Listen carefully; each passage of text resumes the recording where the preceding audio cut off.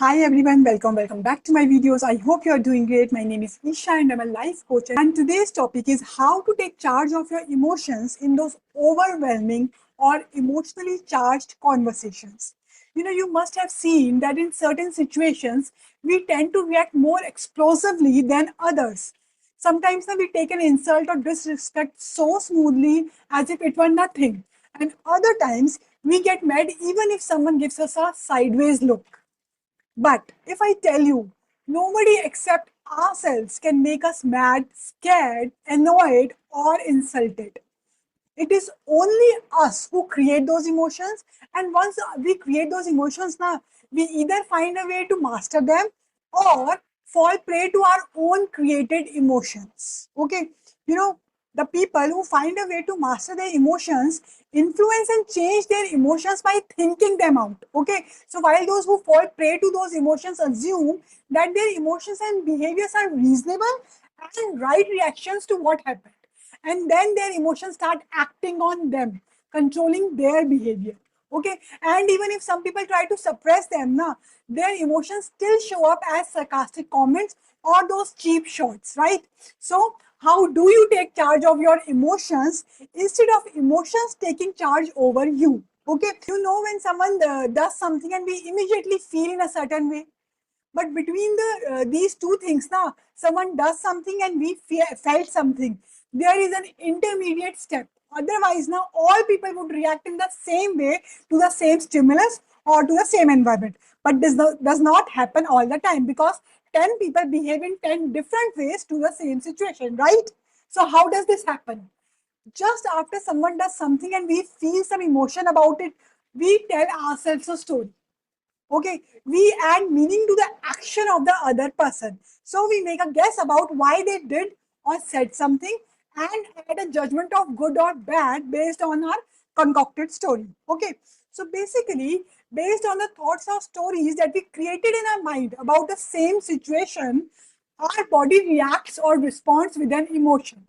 Okay, and these stories are usually based on our past experience that has nothing to do with our present, or some outdated beliefs, or even on patterns genetically wired in us from our ancestral lineage, right? So we observe what someone did, and then we tell a story to ourselves in our mind, and then we start feeling that. Okay, so since we and only we are telling that story to ourselves, we can take back control of our emotions by telling a different story. Okay, and if we can control the stories we tell ourselves now by rethinking or reframing them, we can master our emotions. Okay, as William Shakespeare once said, that nothing in this world is good or bad, but our own thinking make it so. Okay, so these stories are our interpretations of why, how, and what happened in a situation or with a person. Okay, so for example, why did someone do something, or why did this something happen, and how should I react? Should I see it as good or bad?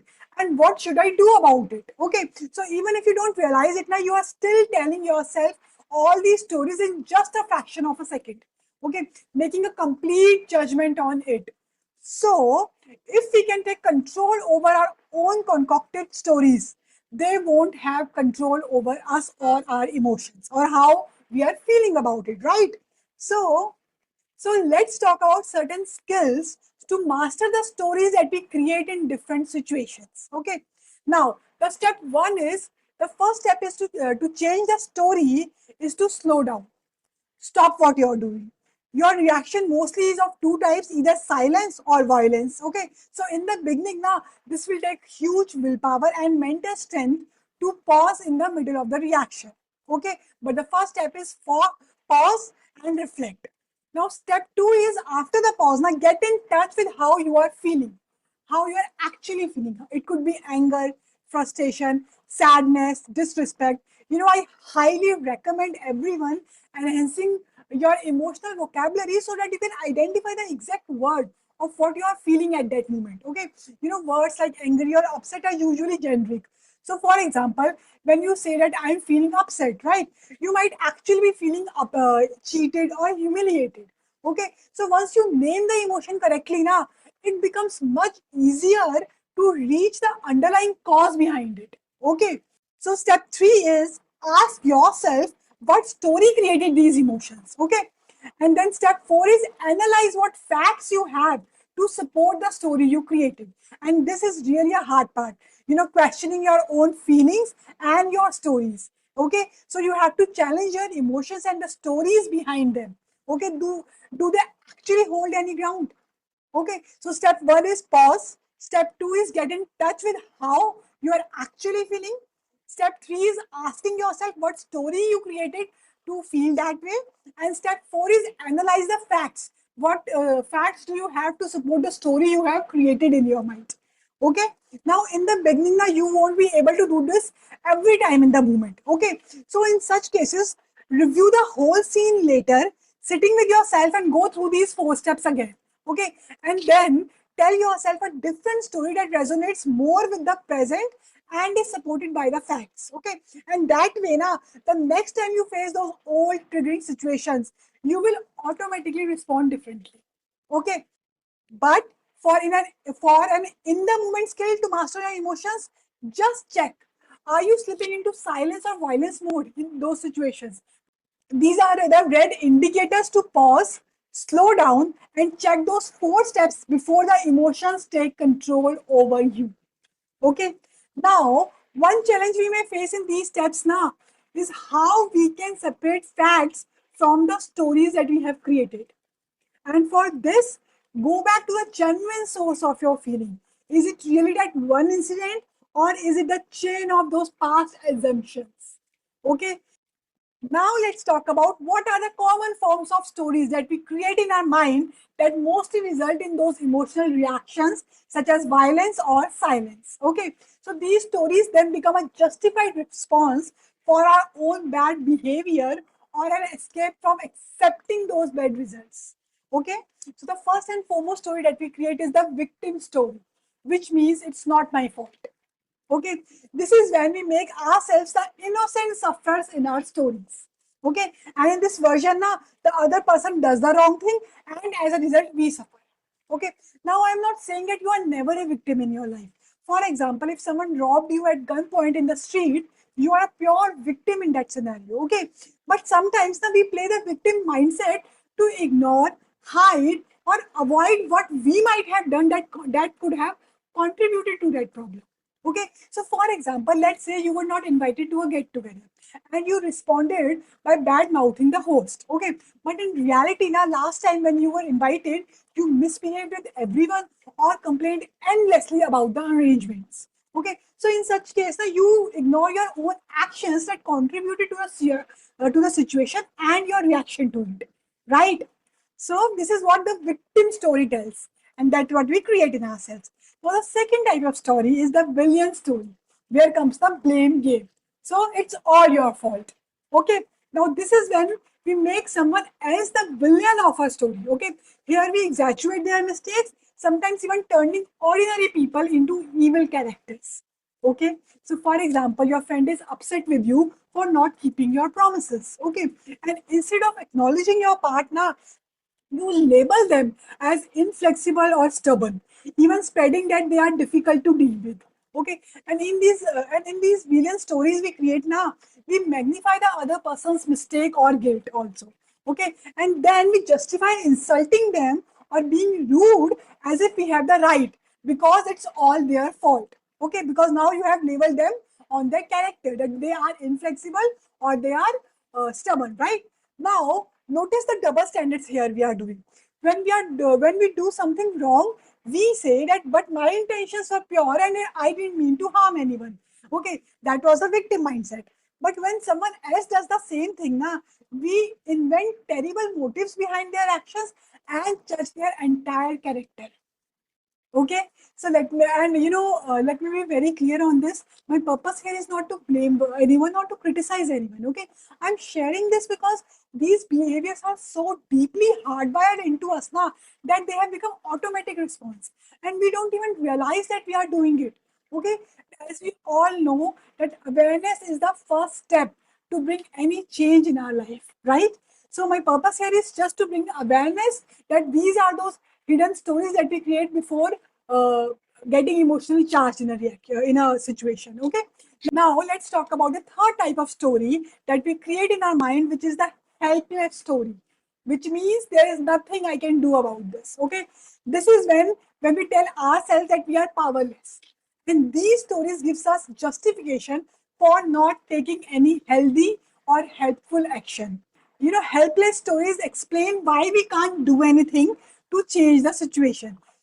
Now, sometimes these stories could be true also. Sometimes the other person really does want to harm us, or we may really be powerless in a given situation. But that's not always the case. Okay, so most of the time, our mind create those helpless stories as an excuse to avoid responsibility or accountability for our part in that situation.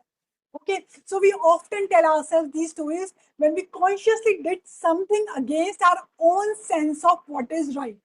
Okay, and then instead of owning it, we justify our actions by using one of these stories. It could be victim story, villain story, or helpless story. Okay, and and you know what, the most subtle incidences in which we create these stories could be like you believe that you should apologize to someone for some of your action, but you don't. So you create a story about why you should not. Okay, or you believe you should talk to someone about a concern that you have, but you don't. Okay, so in such small situations of our life, we use these three stories to justify our actions. Now let's talk about what steps we can take once we spot the story we are telling ourselves in any situation. Okay, so once you recognize the story now, just stop and create a useful story instead. What does I mean by saying useful story? A useful story creates emotions that leads to healthy action. So, for example, in your story, you think there is some misunderstanding or you missed some point. So, clear communication is the healthy action here. Okay, you know, all the three stories that we have just discussed are incomplete stories because deep down we know something is missing in these clever stories. Okay, so useful stories on the other hand are usually complete stories. Okay, so how do we create these useful or healthy stories? First, turning the victim story into your role play. Okay, once you catch that you are using a victim story to create certain emotions, now ask yourself, what role did I play in that situation? Maybe you were silent when you should have raised your voice. Okay, maybe you liked the attention or sympathy you were getting from others in that situation. Okay, so basically complete the story that you felt used or underappreciated, but you did not raise your concern because you enjoyed the sympathy or the attention you were receiving. Okay, now this is a complete story. Okay, now the second way to create a useful or healthy story, when you turn someone into a villain. Okay, like you did it. Now this happens when you exaggerate the whole narrative, blaming or labeling someone as mean, selfish, or stubborn. Okay, so here just ask, why would a reasonable decent person do something like this? Okay, and by asking this now, instead of being judgmental, you become empathetic. Okay, so maybe the person was defensive, or even if their motives were malicious now, only by having a conversation without judgment can bring clarity in that situation. Okay, now how can we turn the helpless story into a healthy story is by asking ourselves, what do I really want in this situation for me, for the other person, and for my relationship with that person?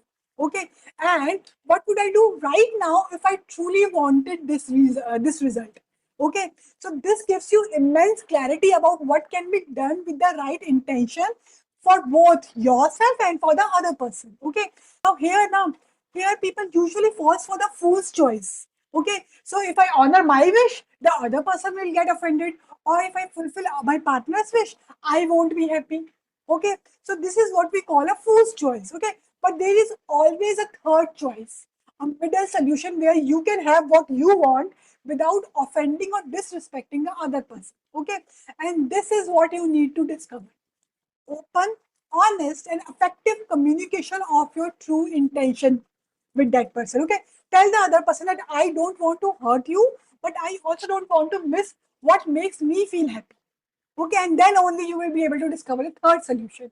Okay, so by now I hope you understand how we ourselves create those charged emotions in situations that later turn into regret or those emotional outbursts. Okay, we create those stories about another person or situation trying to attack us, hurt our dignity, or make us feel helpless. Okay, so the key here is to recognize that story you have created in any given situation. Did you make someone the villain in your story? If yes, then what was your contribution in that to that situation? Or maybe someone is misbehaving or belittling you repeatedly, and you choose silence instead of stepping up or creating boundaries. Now, this silence will be taken as that victim mindset, right? So, in that case, you are playing a role that fuels those situations to happen again and again. Okay, so spot the story that you are telling yourself, spot the role you are playing in that situation. It could be even be ignorance also, or not taking responsibility for yourself also. Okay, in those situations, ask yourself, what would a decent person will do in this situation? Okay, and what do I want out of this situation? For me, for the other person, for the relationship itself. Okay, and last but not the least, what can I do right now if I truly want to see the result I have intentions for? Okay, and this way you will not fall prey to your emotional reactions or outburst or your manipulations. Okay, so instead you take charge of how you feel at every phase of your life. Okay, with that I close today's session.